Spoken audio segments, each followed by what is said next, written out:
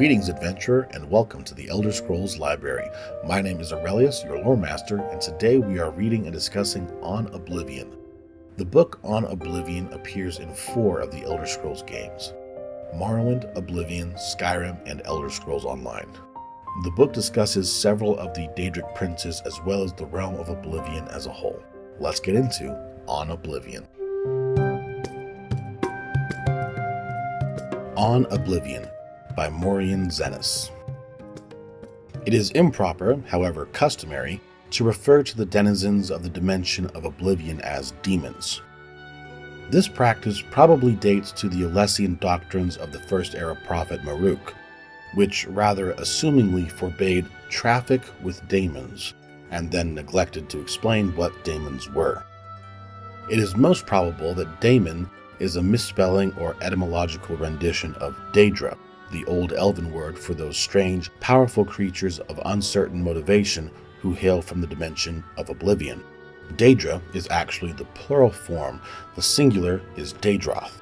In a later tract by King Hael the Pious of Skyrim, almost 1,000 years after the publication of the original doctrines, the evil machinations of his political enemies are compared to the wickedness of the demons of Oblivion.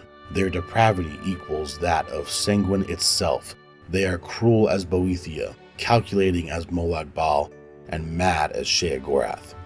Hael the Pious thus long-windedly introduced 4 of the Daedra lords to written record. But the written record is not, after all, the best way to research Oblivion and the Daedra who inhabit it. Those who traffic with daemons seldom wish it to be a matter of public account. Nevertheless, scattered throughout the literature of the First Era are diaries, journals, notices for witch burnings, and guides for Daedra slayers. These I have used as my primary source material. They are at least as trustworthy as the Daedra lords I have actually summoned and spoken with at length. Apparently, Oblivion is a place composed of many lands, thus the many names for which Oblivion is synonymous: Cold Harbor, Quagmire, Moonshadow, etc. It may be correctly supposed that each land of Oblivion is ruled over by one prince. The Daedra princes, whose names appear over and over in ancient records, though this is not an infallible test of their authenticity or explicit existence to be sure, are the aforementioned Sanguine, Boethia, Molag Bal, and Sheogorath, and in addition, Azora, Mephala, Clavicus Vile, Vernima, Malakath, Hermaeus Mora, or Hermias, or Hormaeus, or Herma, Namira, Chigalag, Nocturnal, Mehrunes Dagon, and Periite. From my experience, Daedra are a very mixed lot. It is almost impossible to categorize them as a whole except for their immense power and penchant for extremism. Be that as it may, I have here attempted to do so in a few cases, purely for the sake of scholastic expediency. Mehrunes Dagon, Molag Bal, Periite, Boethia, and Vernima are among the most consistently demonic of the Daedra, in the sense that their spheres seem to be destructive in nature. The other Daedra can, of course, be equally dangerous, but seldom purely for the sake of destruction as those 5 can, nor are these previous 5 identical in their destructiveness. Mehrunes Dagon seems to prefer natural disasters, earthquakes, and volcanoes for venting his anger. Molag Bal elects the employment of other Daedra, and Boethia inspires the arms of mortal warriors. Periite's sphere seems to be pestilence, and Vernima's torture. In preparation for the next installment in this series, I will be investigating 2 matters that have intrigued me since I began my career as a Daedra researcher. The first is on one particular Daedroth, perhaps yet another Daedra prince, referred to in multiple articles of Incunabula as Hircine. Hircine has been called the huntsman of the princes and the father of man-beasts, but I have yet to find anyone who can summon him. The other, and perhaps more doubtful, goal I have is to find a practical means for mortal men to pass through to Oblivion. It has always been my philosophy that we need only fear that which we do not understand, and with that thought in mind I ever pursue my objective. Alright, I find this book very interesting. Let's first discuss who the author is, because this is one of the first times where we actually know a decent amount about the individual who wrote the book. Morian Zenas was born in the Second Era. He was one of the founding members of the Arcane University in Cyrodiil, and he served as a professor of transliminal studies and dedicated his life to the study of Oblivion and trying to find a way to travel there. This book contains some of the information he has gathered in his research regarding Oblivion. The book begins trying to correct the notion that the beings from the realm of Oblivion are called demons, presenting two ideas: that it could be due to a misspelling, or that the word has simply evolved over time into what we would now know as Daedra. Zenas then goes on to clarify who he's actually talking about, Daedra being the Daedra princes, which helps to clear things up because one could read the first part of the book and incorrectly assume that all beings from the realm of Oblivion are called Daedra. And we know this isn't the case.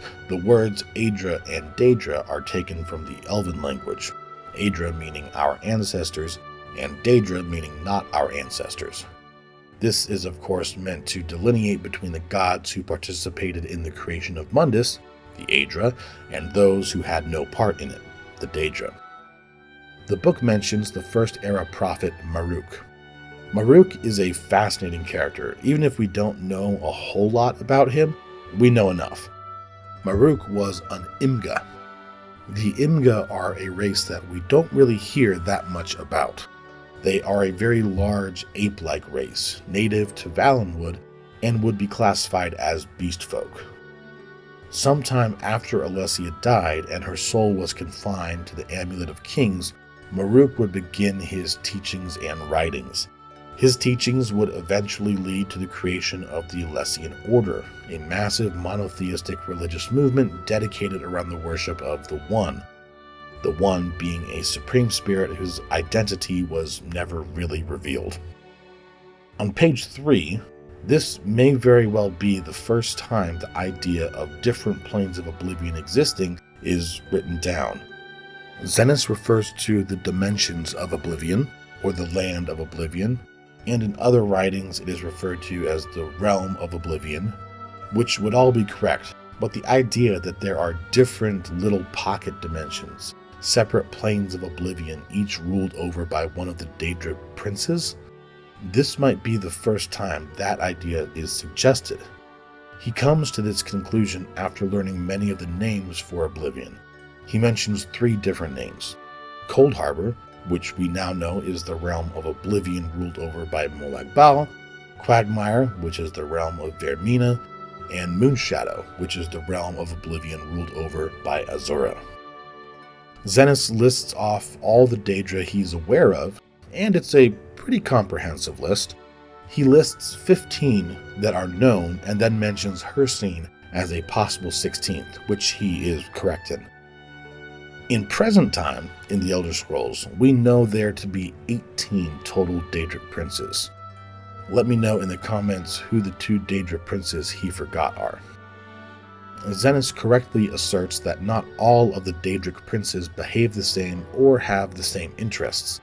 He groups together Mehrunes Dagon, Molag Bal, Periite, Boethia, and Vernima as the 5 Daedra that most closely resemble the demonic image we tend to think of, mainly due to these 5 having a penchant for causing destruction in the mortal plane.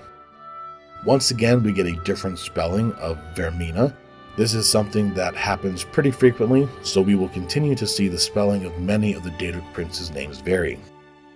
Zenas did write several other books, some of which I'm sure we'll get to eventually.